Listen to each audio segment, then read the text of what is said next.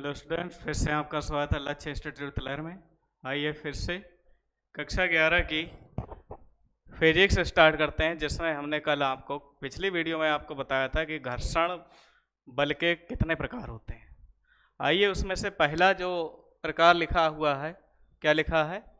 स्थैतिक घर्षण बल। हमने आपको बताया था जब किसी वस्तु पर बल आरोपित करते हैं तो वस्तु अपने स्थिति में परिवर्तन नहीं करती, यानी कि जो सापेक्ष गति के विरुद्ध जो बल आरोपित होता है उसमें क्या हो जाता है, जो घर्षण बल होता है उसका मान आरोपित बल से अधिक हो जाता है, जिससे वो वस्तु अपनी स्थिति में परिवर्तन नहीं करती और वस्तु वहीं की वहीं जमी रहती है। जैसे मान लिया भारी सा बक्सा है और कोई छोटा सा घर में बच्चा है, उस बक्से को हटाने के लिए अगर कोई भी कहेगा कि उस बच्चे से कि जाओ तुम हटाओ जाके, बच्चा उसे धक्का देता रहेगा, लेकिन जो है बक्सा नहीं हिलेगा। क्यों? क्योंकि जो घर्षण बल है उसका मान ज़्यादा है उस बच्चे के द्वारा लगाए गए बल से। ठीक, क्या हो जाएगा? जब किसी वस्तु पर बल आरोपित करते हैं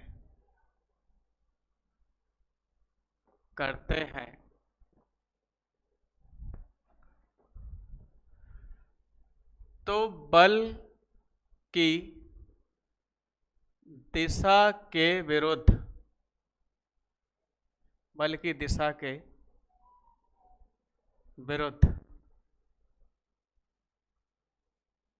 गति के सापेक्ष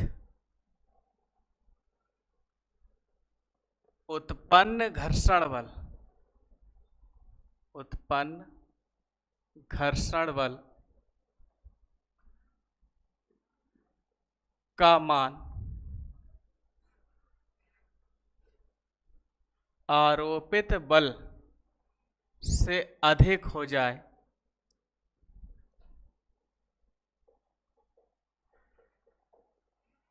तो इसे स्थैतिक घर्षण बल कहते हैं। घर्षण बल कहते हैं। इसे Fs से प्रदर्शित करते हैं। अब क्या हो जाएगा? यदि आरोपित बल F हो तब F is less than to Fs, बल का मान कम हो जाएगा। क्यों? क्योंकि घर्षण बल ज्यादा है। ठीक है। अच्छा, एक बात बताओ, ये वस्तु रखी है,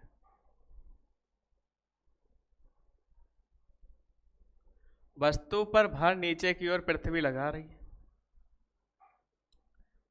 जितना यहां ये एक्शन कर रही है उतना ही इस पर रिएक्शन फोर्स लग रहा है। ये एक्शन फोर्स और ये रिएक्शन फोर्स। अगर ये F बराबर mg है तो इसे हम क्या कह देंगे? R। ये जितना भारी होगा उतना ही इसमें घर्षण बल लगेगा, तभी आरोपित बल का मान क्या हो जाएगा? यहाँ कम हो जाता है। इसका भी मान अगर हम इससे ज्यादा कर दें तो ये वस्तु चल देगी। ये किस पर डिपेंड है? ये इस पर डिपेंड है।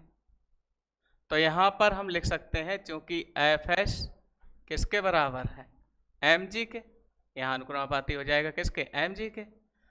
तब हमारे पास F is less than to mg, हम ये भी लिख सकते हैं। ठीक। दूसरी बात, सीमांत घर्षण बल क्या है?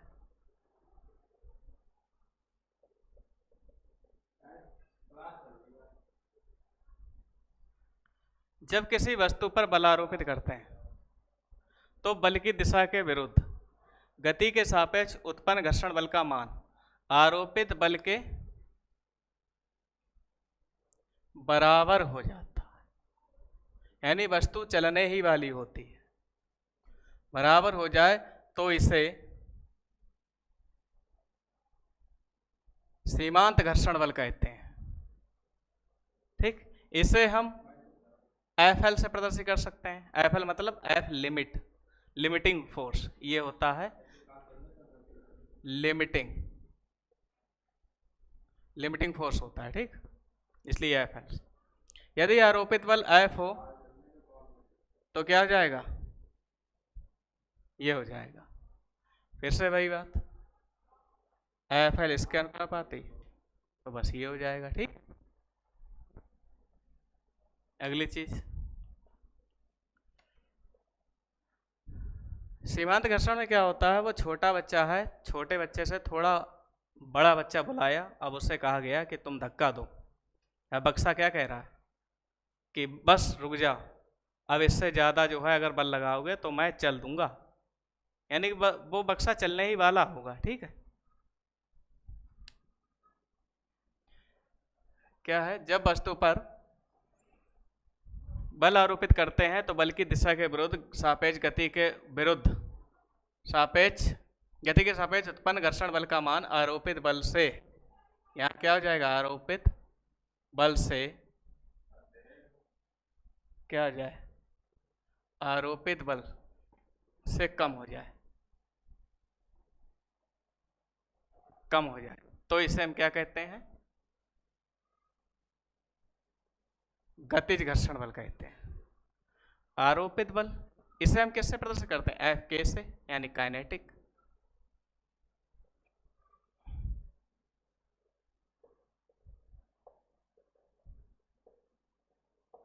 काइनेटिक, ठीक है। तो यहां पर क्या हो जाएगा, एफ कैसे प्रदर्शित करते हैं, यदि आरोपित बल एफ हो तो F is greater than to F के, यहां फिर से ये हो जाएगा एम जी। ठीक, ये हो जाएगा। अब हम क्या करते हैं,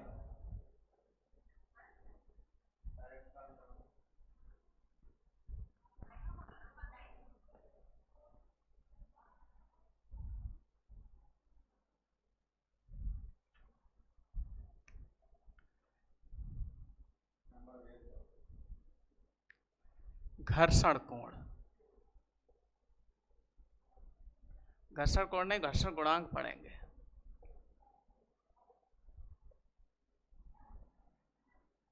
घर्षण गुणांक, घर्षण गुणांक क्या होता है, देखिए, जब किसी वस्तु पर बल आरोपित करते हैं तो आरोपित बल का मान क्या होता है, mg के अनुक्रमानुपाती हो जाता है। mg के अनुक्रमानुपाती हो जाता है तो वो mg के अनुक्रमानुपाती क्यों होता है, क्योंकि घर्षण बल का मान mg के अनुक्रमानुपाती होता है। देखिए कैसे, मान लिया कोई वस्तु है, ठीक, वस्तु का द्रव्यमान m है, ये वस्तु है, और वस्तु पर नीचे की ओर जो भार लग रहा है उसे हम क्या कहते हैं, एफ।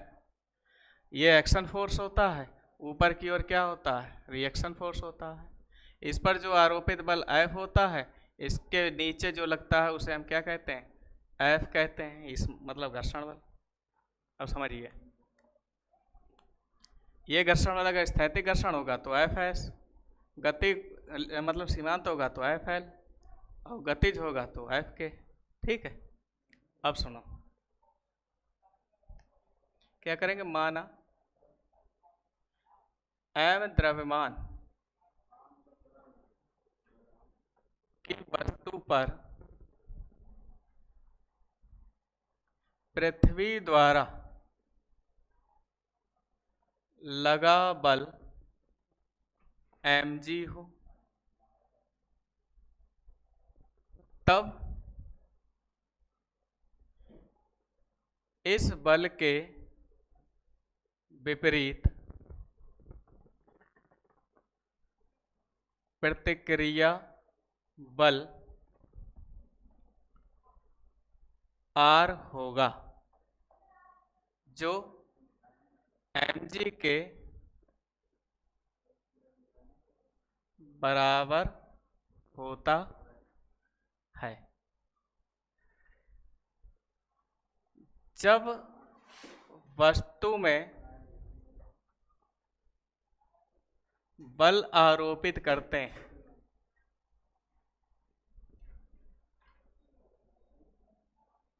तब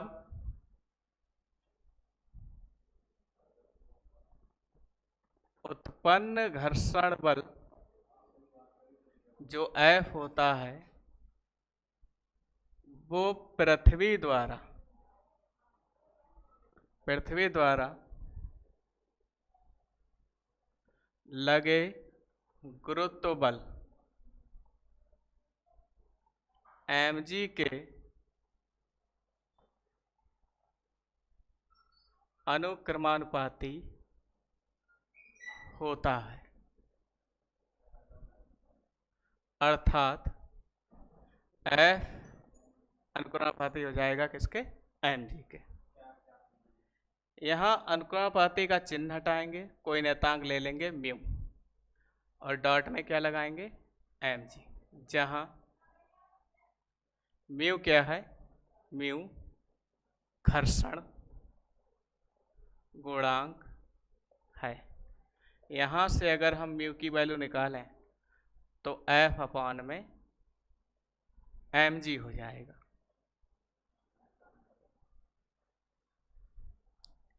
अब चूंकि R बराबर अभी हमने कितना बताया था? mg के, तो यहाँ से म्यू बराबर F अपॉन में R भी हम मतलब कह सकते हैं, या तो ठीक ये भी कह सकते हैं। इसके बाद हम लिख सकते हैं यहाँ पर अतः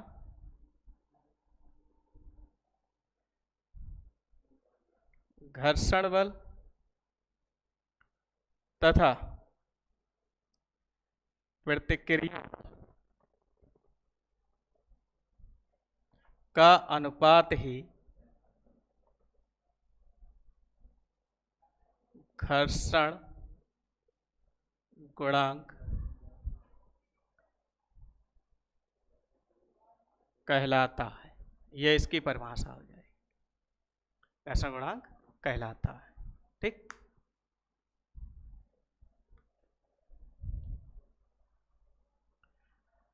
अब हम यहाँ 2-4 नोट लिख देंगे। अगर स्थैतिक घर्षण होता तो क्या होता? नोट में समझे। स्थैतिक घर्षण में जो यहाँ पर Fs होता तो यहाँ पर μs इंटू mg होता। दूसरा, सीमांत घर्षण में Fl होगा वो μl इंटू mg होगा।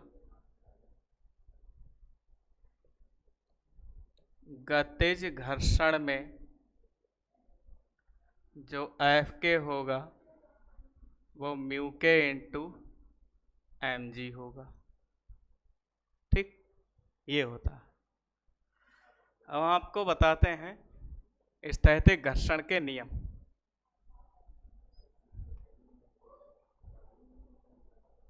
स्थैतिक घर्षण के नियम बड़े ध्यान समझेंगे, बहुत इंपॉर्टेंट बात है।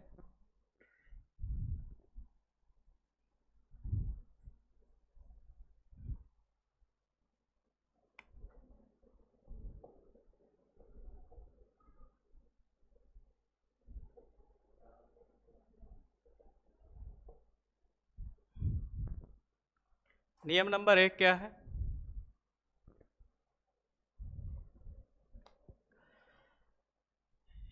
यह बल मतलब कि स्थैतिक घर्षण बल,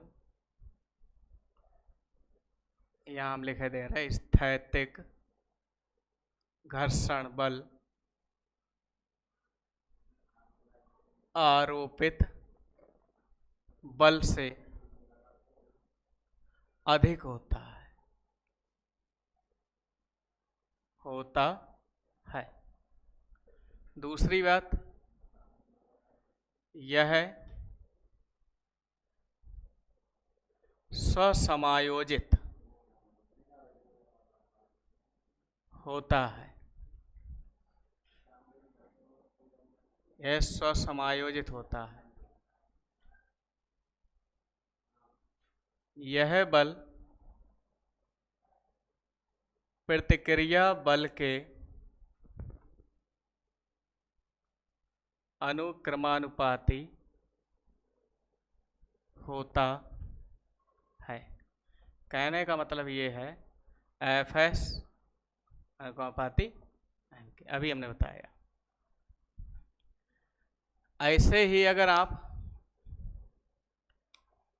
सीमांत के लिखेंगे तो सीमांत क्या हो जाएगा, यहां पर हम लिखेंगे सीमांत। सीमांत घर्षण बल आरोपित बल के क्या होता है, बराबर होता है। यह भी स्वसमायोजित हो जाता है। ठीक, यह बल प्रतिक्रिया बल के अनुक्रमानुपाती होता है, इसमें भी यही कहानी। तीसरी अगर हम देखें तो लगभग ये भी वैसी हो सकती है। ये क्या लिखेंगे हम,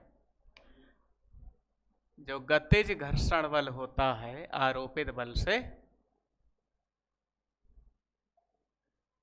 कम होता है, इसलिए तो वस्तु चल देती है। यह स्वसमायोजित नहीं होता। ठीक है, नहीं होता, लेकिन यह प्रतिक्रिया बल के अनुक्रमानुपाती होता है। ठीक,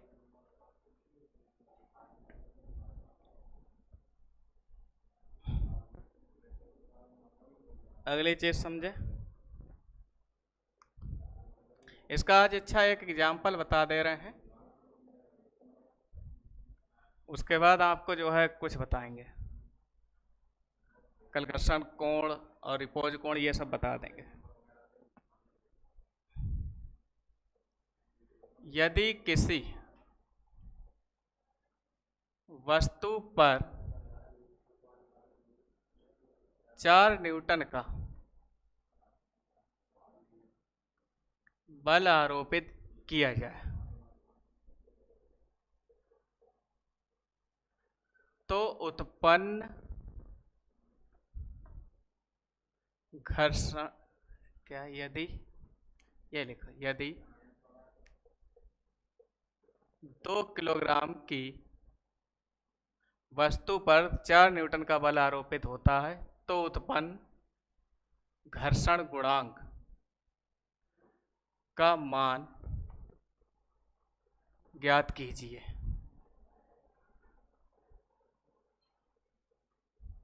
और जी का मान सवाल में आप जो है ये मानिए।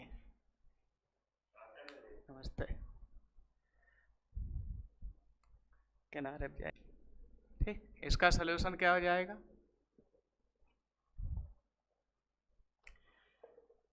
चूंकि m बराबर 2 kg और F बराबर 4 newton and G is equal to 10 metre पर सेकेंड स्क्वायर, देन जो हमारे पास फार्मूला होता है वो क्या होता है, वो हमारे पास होता है F S is equal to mu S into में आर, या एस एस ना लगाओ, इससे जो है थोड़ा अच्छा लगने लगता है। ठीक है, अब चूंकि आर बराबर क्या होता है एम जी, तो यहाँ पर एफ एस बराबर क्या हो जाएगा म्यू एस इंटू में एम जी। हमें म्यू एस की वैल्यू निकालनी है तो एफ एस अपॉन में एम जी। तो यहाँ से क्या हो जाएगा, एफ एस की वैल्यू हो जाएगी हमारे पास 4 और एम की वैल्यू क्या हो जाएगी यहाँ पर 2 और जी का मान 10, 2 दूनी 4, यहाँ से हमारे पास 2/10, यहाँ 0.2, ये घर्षण गुणांक का मान आ जाएगा। ठीक है, तो यहाँ पर हम क्या करते हैं, घर्षण गुणांक की वैल्यू हम निकाल देते हैं। ठीक है, ये हम क्या करते हैं, ये हम एफ एस के बराबर मान लेते हैं। ठीक, ओके,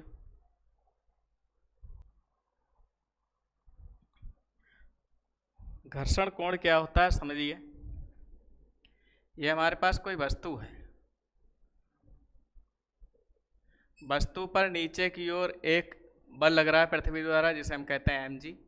इसी के विपरीत एक प्रतिक्रिया बल लगता है। ये हमारे पास है आरोपित बल है, और इसके विपरीत जो बल उत्पन्न होता है उसे हम क्या कहेंगे, स्मॉल है, इसे हम घर्षण बल कहते हैं। अब होता क्या है, आरोपित बल और प्रतिक्रिया बल के बीच में, आरोपित बल और प्रतिक्रिया बल के बीच में एक अन्य बल लगता है जिसे हम कहते हैं संपूर्ण प्रतिक्रिया बल। और ये क्या होता है, ये होता है प्रतिक्रिया बल। तो हम क्या करते हैं, वस्तु पर उत्पन्न प्रतिक्रिया बल तथा संपूर्ण प्रतिक्रिया बल के मध्य बने कोण को ही हम क्या कहते हैं, घर्षण कोण कहते हैं। इसे हम अल्फा से रिप्रेजेंट करते हैं, अल्फा से। ठीक, क्या है, जब किसी वस्तु पर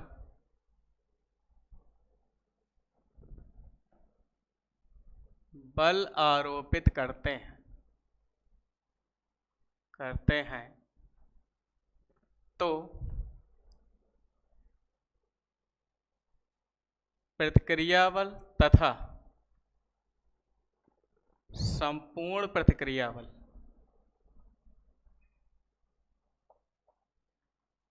के मध्य बने कोण को घर्षण कोण कहते हैं। इसे अल्फा से प्रदर्शित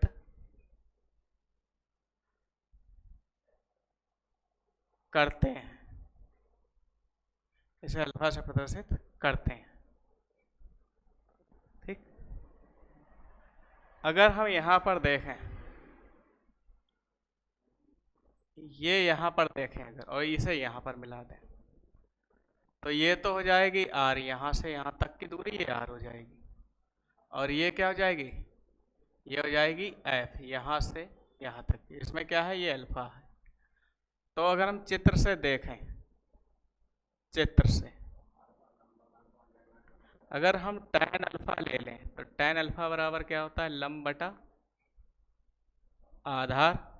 और लंब क्या है हमारे पास, लंब देखो कोण के सामने वाली भुजा होती है लंब f, और आधार क्या है r। तो tan अल्फा बराबर हो जाएगा f अपान में r, और चूंकि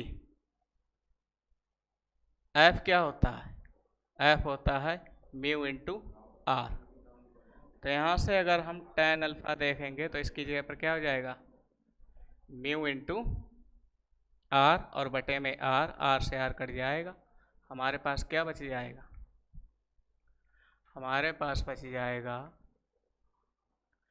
tan अल्फा इंटू में म्यू। यहाँ से अगर हम अल्फा की वैल्यू निकालेंगे तो tan इनवर्स क्या हो जाएगा, म्यू। अगर नोट की बात देखें तो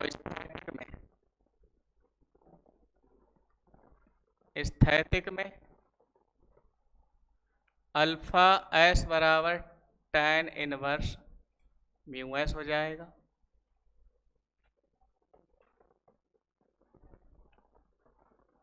सीमांत में अल्फा एल बराबर tan इनवर्स म्यू एल हो जाएगा।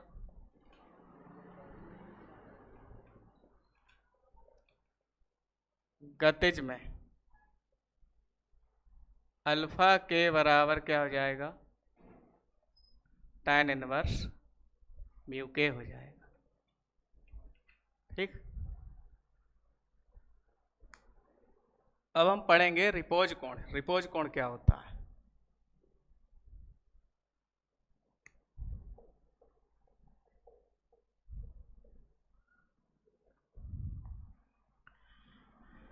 रिपोज कोण देखें,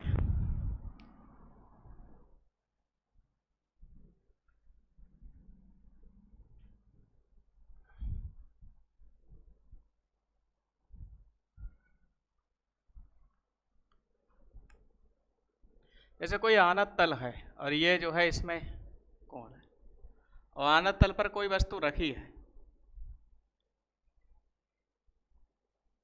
जब वस्तु रखी है तो इस पर यहाँ की ओर इधर के लिए एफ एल कार्य कर रहा है। क्यों? क्योंकि वस्तु यहाँ पर चलने वाली होती है। जैसे मान लिया हमने ये हाथ में जो है इस मार्कर की डॉट रखी है इसे, अब वस्तु को हम धीरे धीरे इसे उचकाएंगे या यहाँ पर रख दें ऐसे, इसे हम अगर ऊंचा उठाएंगे तो ये वस्तु जो है अभी नहीं चली, लेकिन चलने वाली होगी, उतने पर ही हम रोक देंगे। यहाँ से चलने वाली है, इतने पर हमने रोक दिया, ये देखो चल दी, इतने पर हम रोक दें तो ये धरातल से जो कोण बनता है इसके बीच में, इसी को हम कहते हैं रिपोज कोण। ठीक है, यहाँ से यहाँ तक जो कोण बना उसी हम कहते हैं रिपोज कोण। तो यहाँ पर जो परिभाषा हो जाएगी ये क्या है, एफ एल। वस्तु चलने वाली होगी, चलने वाली के लिए हम क्या करेंगे, सीमांत। अच्छा, एम जी, तो यहाँ पर एम जी कहाँ कार्य कर रहा है, एम जी नीचे की ओर, तो इसके दो घटक प्राप्त होंगे। एक इधर के लिए जैसे हम कहेंगे थीटा, और थीटा के पास जो होता है वो एम जी कॉस थीटा होता है। और इधर के लिए जो फोर्स लगता है, घर्षण बल अब की कहाँ लग रहा है, घर्षण बल इधर को लग रहा है, ये घर्षण बल लग रहा है एफ एल। और जो इधर के लिए लग रहा है वो एम जी का ऊर्ध्वाधर घटक होगा, जिसे हम एम जी साइन थीटा कहते हैं। और इधर की ओर क्या लगेगा, ये लगेगा आर। जब ये कोण थीटा है तो ये भी कोण थीटा होता है। क्या है, जब किसी आनत तल पर वस्तु को रखा जाता है तो क्षैतिज से बना वह अधिकतम कोण जिस पर वस्तु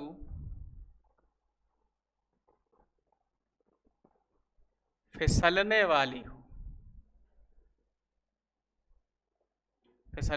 हो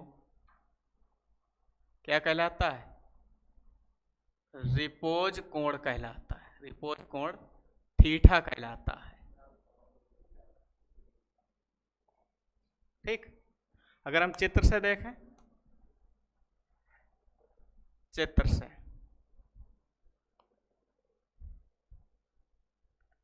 यहां पर एफ एल अनुक्रमानुपाती हो जाएगा किसके, एम जी साइन थीटा के, और आर अनुक्रमानुपाती हो जाएगा किसके, या बराबर में देखो आर बराबर किसके हो जाएगा, एम जी कॉस थीटा के। समीकरण 1 और समीकरण 2।